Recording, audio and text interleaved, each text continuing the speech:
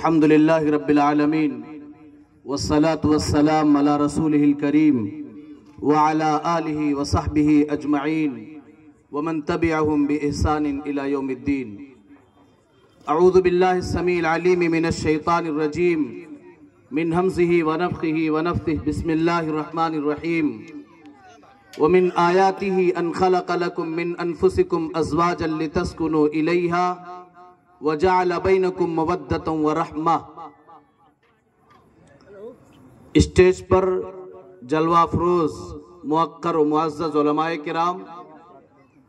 اسلامی خواتین، پیاری ماؤں، نوجوان ساتھیوں اور پیارے بچوں، اللہ تبارک و تعالیٰ کا احسان ہے کہ اللہ رب العالمین نے ہمیں اور آپ کو ایک ایسے دین کا ماننے والا بنایا ہے جو دین اللہ رب العالمین کی نگاہ میں سب سے محبوب اور پسندیدہ دین یعنی دین اسلام ہے۔ یہ دین ایسا دین ہے جس دین کے بارے میں اللہ رب العالمین نے قرآن مجید کے اندر ارشاد فرمایا ان الدین عند اللہ الاسلام، کہ اللہ رب العالمین کے نزدیک اگر کوئی دین محبوب ہے تو وہ دین اسلام ہے۔ اور اسی دین اسلام کے بارے میں اللہ رب العالمین نے یہ بیان فرمایا وَمَن يَبْتَغِ غَيْرَ الْإِسْلَامِ دِينًا فَلَن يُقْبَلَ مِنْهُ وَهُوَ فِي الْآخِرَةِ مِنَ الْخَاسِرِينَ، کہ جو شخص اسلام کے علاوہ دوسرے دین کو اختیار کرے گا، اسلام کے علاوہ دوسرے مذہب کا ماننے والا بنے گا، فَلَن يُقْبَلَ مِنْهُ، تو اس کے اس دین کو قبول نہیں کیا جائے گا، اللہ کے سویکار نہیں کیا جائے گا۔ وَهُوَ فِي الْآخِرَةِ مِنَ الْخَاسِرِينَ، اور اسلام کو چھوڑ کر کے دوسرے دین کو قبول کرنے والا بندہ آخرت میں گھاٹا اور خسارہ اٹھانے والا ہوگا۔ پیارے بھائیوں، جس دین کو اللہ رب العالمین نے اپنا سب سے محبوب اور پسندیدہ دین قرار دیا، اور یقیناً وہ دین اللہ رب العالمین کی نگاہ میں سب سے عظیم اور سب سے بہترین دین ہے، مگر آج اس دین کے دشمنوں کی جانب سے، اغیار کی جانب سے یہ پروپیگنڈا کیا گیا اور اسلام کو بدنام کرنے کی سازش کی گئی کہ اسلام نے اس کائنات کے اندر عورتوں کے اوپر ظلم کیا ہے، اتیاچار کیا ہے۔ اسلام نے عورتوں کو گھروں میں رہنے کا حکم دے کر کے عورتوں کے اوپر سے ظلم کرنے کے ساتھ ساتھ عورتوں کے آزادی کے حقوق کو اسلام نے چھینا ہے۔ میرے پیارے بھائیوں، آج مجھے آپ حضرات کے سامنے عورتوں کے تعلق سے کچھ باتیں بیان کرنے کا مکلف کیا گیا ہے۔ آپ غور کریں، ٹو دا پوائنٹ میں آپ کے سامنے باتیں کرتے ہوئے آگے بڑھ رہا ہوں۔ جب آپ تاریخ کے اوراق پر نظر ڈالیں گے یا قرآن مقدس کی آپ تلاوت کریں گی تو آپ کو معلوم ہوگا کہ اسلام نے آپ کو اس کائنات کے اندر زندہ رہنے کا حق دیا ہے۔ آپ غور کیجئے، اسلام کی آمد سے پہلے اس کائنات کے اندر عورتوں کے ساتھ کون سے معاملات کیے جاتے تھے؟ اسلام کے آنے سے پہلے اگر کسی گھر میں بیٹی کی پیدائش ہوتی تھی، اسلام کے آنے سے پہلے اگر کسی گھر میں کوئی بچی آنکھ کھولتی تھی تو اس بچی کا ظالم باپ اسے قبر میں زندہ دفن کر دیا کرتا تھا۔ اور یہ باتیں میں اپنی طرف سے نہیں کہہ رہا، بلکہ اللہ رب العالمین نے قرآن مجید کے اندر ارشاد فرمایا، اللہ کہتا ہے وَإِذَا بُشِّرَ أَحَدُهُمْ بِالْأُنثَىٰ ظَلَّ وَجْهُهُ مُسْوَدًّا وَهُوَ كَظِيمٌ يَتَوَارَىٰ مِنَ الْقَوْمِ مِنْ سُوءِ مَا بُشِّرَ بِهِ أَيُمْسِكُهُ عَلَىٰ هُونٍ أَمْ يَدُسُّهُ فِي التُّرَابِ۔ اللہ کہتا ہے جب کسی کے گھر میں بیٹی کی پیدائش کی خبر سنائی جاتی تھی، ظل وجہہ مسودا وہو کظیم، اس باپ کا چہرہ کالا پڑ جایا کرتا تھا، اس باپ کا چہرہ سیاہ ہو جایا کرتا تھا۔ یتوارا من القوم من سوء ما بشر به، اس بیکار خوشخبری کی وجہ سے جو بشارت اور جو خوشخبری اس کی نگاہ میں انتہائی خراب ہوا کرتی تھی، یتوارا من القوم، وہ لوگوں کے سامنے سے اپنے چہروں کو چھپایا کرتا تھا، وہ چھپ چھپ کر کے لوگوں کے سامنے سے گزرتا رہتا تھا۔ اور اس کے پاس صرف دو ہی آپشن رہا کرتے تھے، اَيُمْسِكُهُ عَلَىٰ هُونٍ أَمْ يَدُسُّهُ فِي التُّرَابِ، یا تو ذلت کے ساتھ، ندامت کے ساتھ، رسوائی کے ساتھ اس بیٹی کا باپ بنا رہے، اور یا تو اس بیٹی کو زمین کے اندر زندہ درگور کر دے۔ مگر اسلام آیا، اللہ رب العالمین نے نبی اکرم جناب محمد الرسول اللہ صلی اللہ علیہ وسلم کو رحمت للعالمین بنا کر کے بھیجا، اور آپ کے اوپر قرآن جیسی عظیم اور مقدس کتاب کو نازل کیا۔ اس کتاب کے اندر اللہ تبارک و تعالیٰ نے قرآن کریم کی آیت کریمہ کو نازل کیا، وَإِذَا الْمَوْءُودَةُ سُئِلَتْ بِأَيِّ ذَنبٍ قُتِلَتْ، کل قیامت کے دن جب زندہ درگور کی گئی بیٹیوں سے پوچھا جائے گا، جب زندہ درگور کی گئی بچیوں سے سوال کیا جائے گا، بِأَيِّ ذَنبٍ قُتِلَتْ، اے معصوم بچی تیرا جرم کیا تھا، تیرا گناہ کیا تھا، کس جرم کی وجہ سے تجھے دنیا کے اندر زندہ درگور کر دیا گیا تھا؟ میری پیاری ماں و بہنوں ذرا غور کرو، آپ کو اسلام نے اتنا اونچا مقام دیا، اتنا اونچا مقام دیا کہ اسلام نے آپ کو اس دنیا کے اندر زندہ رہنے کا حق دیا ہے۔ اور یہی نہیں بلکہ آپ غور کریں،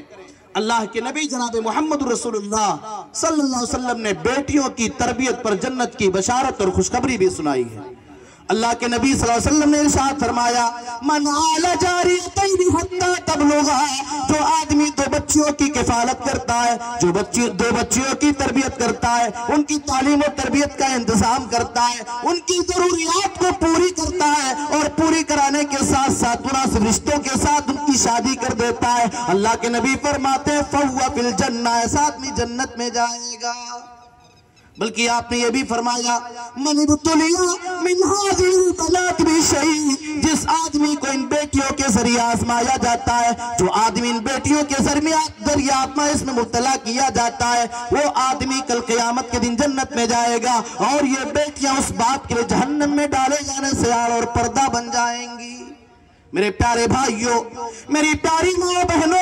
اگر اللہ نے آپ کو صرف بیٹیوں سے نوازا ہے، میرے پیارے بھائیوں، اگر اللہ نے آپ کو صرف بیٹیوں والا بنایا ہے، آپ کو غمگین ہونے کی ضرورت نہیں ہے، آپ کو پریشان ہونے کی ضرورت نہیں ہے۔ ذرا غور کریں، اگر بیٹیاں ذلت کا سامان ہوتی تو اللہ تعالیٰ اپنے پیارے پیغمبر کو بیٹیوں کا باپ نہ بناتا۔ ارے غور کرو، میرے پیارے نبی جناب محمد رسول اللہ صلی اللہ علیہ وسلم بیٹیوں سے کتنے پیار کیا کرتے تھے، آپ کو بیٹیوں سے کتنی محبت تھی۔ اللہ کے نبی صلی اللہ علیہ وسلم کے پاس جب آپ کی بیٹی حضرت فاطمہ آتی تھی،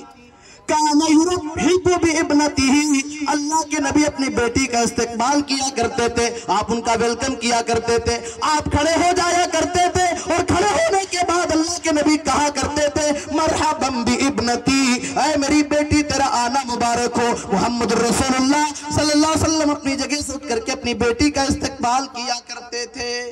تو میرے پیارے بھائیوں، میری پیاری ماں و بہنوں، یہ بیٹی، یہ عورت اگر بیٹی ہے تو رحمت کی شکل میں آتی ہے، اور اپنے باپ کو جنت میں لے جانے کا ایک سامان اور ذریعہ ہے۔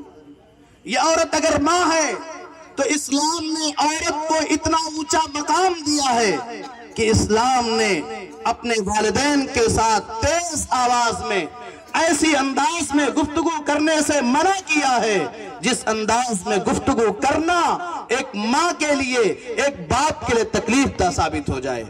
اللہ نے قرآن میں ارشاد فرمایا وَقَضَىٰ رَبُّكَ أَلَّا تَعْبُدُوا إِلَّا إِيَّاهُ وَبِالْوَالِدَيْنِ إِحْسَانًا، اے دنیا والو، تمہارے رب نے یہ فیصلہ کر دیا ہے، تمہارے رب نے یہ آرڈر کر دیا ہے، اللہ تعبدوا الا ایہ،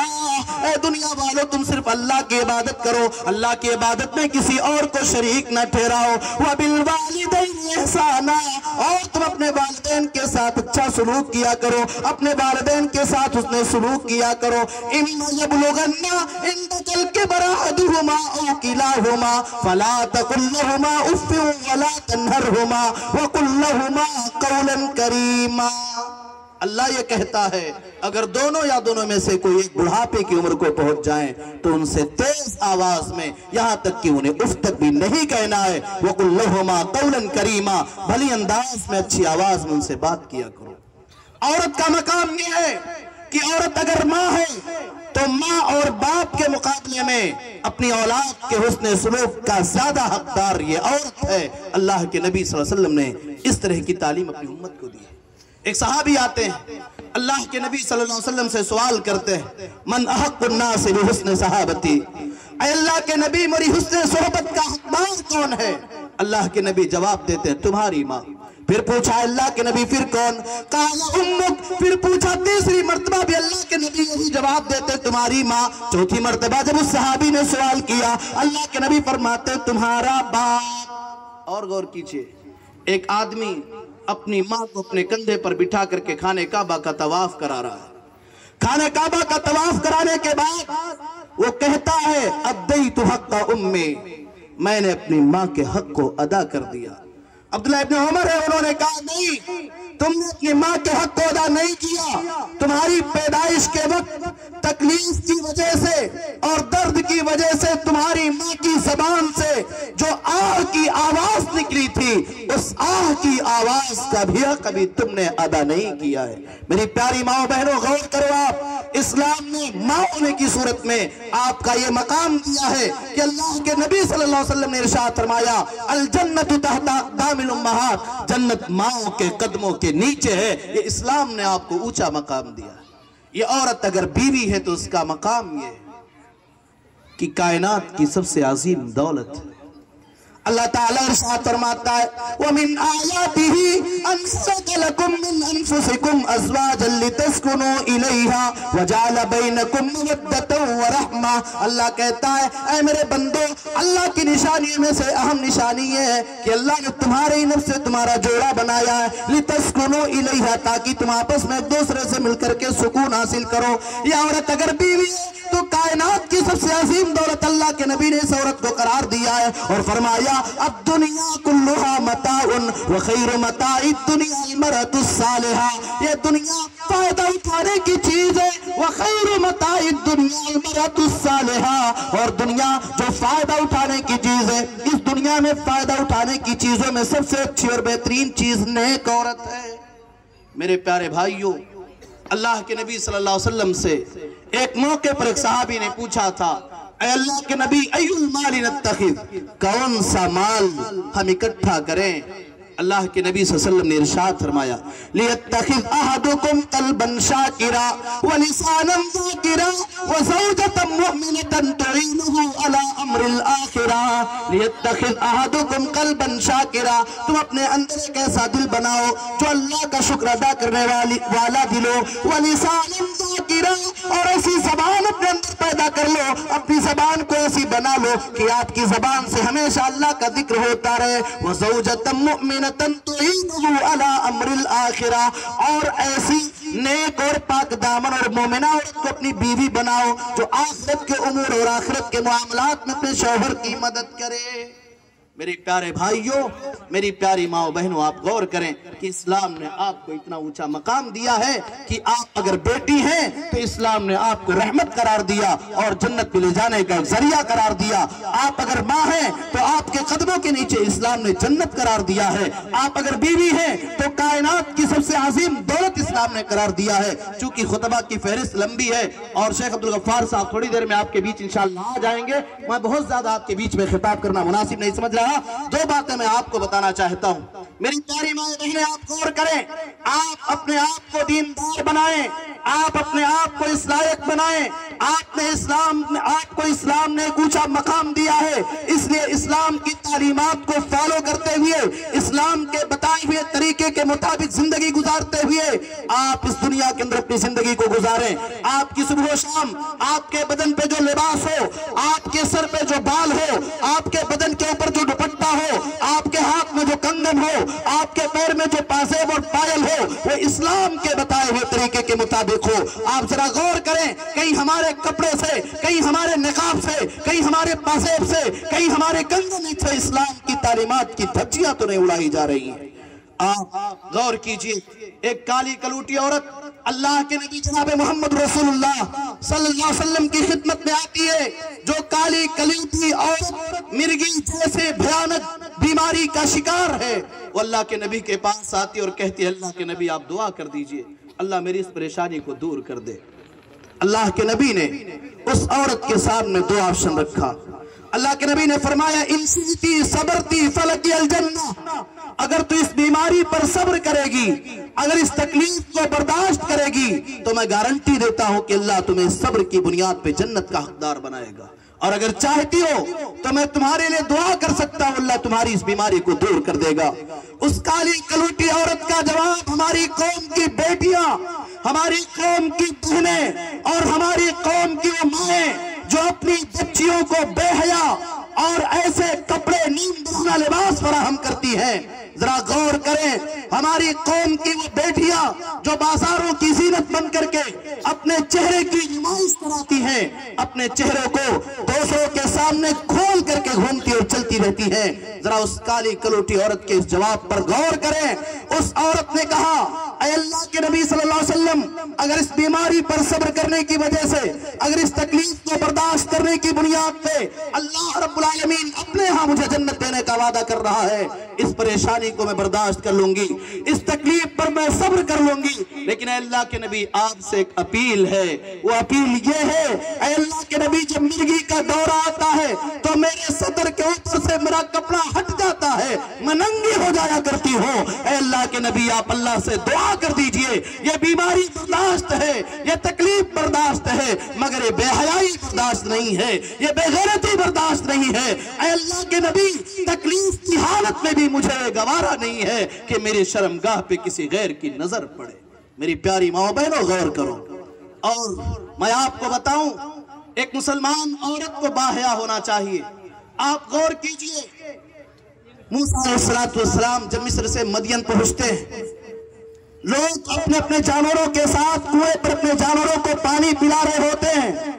لیکن شعیب علیہ السلام کی دو بیٹیاں جو سائیڈ میں کھڑی ہوتی ہیں، جب موسیٰ علیہ السلام نے ان سے پوچھا کہ تم کیوں نہیں اپنے جانوروں کو پانی پلا رہی ہو، انہوں نے کہا، لا نسقی حتی یسدر الرعاء، ہم اپنے جانوروں کو تب تک پانی نہیں پلائیں گے جب تک کہ سارے لوگ اپنے اپنے جانوروں کو پانی پلا دیں۔ وَأَبُونَا شَيْخٌ کبیر، ہمارے باپ تو بڑے بوڑھے آدمی ہیں۔ حضرت موسیٰ علیہ السلام ان کے جانوروں کو لیتے اور کنویں پہ لے جا کر کے پانی پلا دیتے ہیں۔ پانی پلانے کے بعد وہ بچیاں اپنے اپنے جانور کو لے کر کے اپنے گھر جاتی ہیں۔ حضرت موسیٰ علیہ السلام ان سے کوئی شکریہ نہیں چاہتے، ان سے کوئی بدلہ لینا نہیں چاہ رہے، وہ درخت کے نیچے آ رہے ہیں اور اللہ کے سامنے اپنے ہاتھوں کو اٹھا کر کے دعا کر رہے ہیں، رب انی لما انزلت الی من خیر فقیر، اے اللہ تبارک و تعالی، میں تیری تمام تر بھلائی اور تمام تر خیر کا محتاج ہوں، اے اللہ تو اپنی جانب سے خیر مجھے عطا کر دے۔ اتنے میں ایک بیٹی آتی ہے، قرآن نے نقشہ کھینچا، تمشی علی استحیاء، حیا شرماتے ہوئے بچی آ رہی ہے اور کہتی، آپ کو میرے باپ نے بلایا ہے۔ اس لیے میری پیاری ماں بہنوں، میں آج آپ کو یہ پیغام دے رہا ہوں کہ آپ کو اسلام نے اونچا مقام دیا ہے، اس لیے آپ باحیا ہو جائیں، باپردہ ہو جائیں۔ فتنے اور فساد کا دور چل رہا ہے، فتنے بہت تیزی کے ساتھ آگے بڑھ رہے ہیں اور آپ کے اوپر لوگ اپنی نگاہ کو جمائے ہوئے ہیں، آپ کسی کو ایسا موقع نہ دیں، دیندار بن جائیں، آخرت میں کامیابی کے لیے فکر مند ہوں۔ اللہ تعالیٰ سے دعا ہے اللہ رب العالمین ہم تمام لوگوں کو دیندار بننے کی توفیق عطا فرمائے، اللہ تعالیٰ ہم سب کے ایمان کے عقیدے کی حفاظت فرمائے، آمین۔ وآخر دعوانا ان الحمدللہ رب العالمین، والسلام علیکم ورحمۃ اللہ۔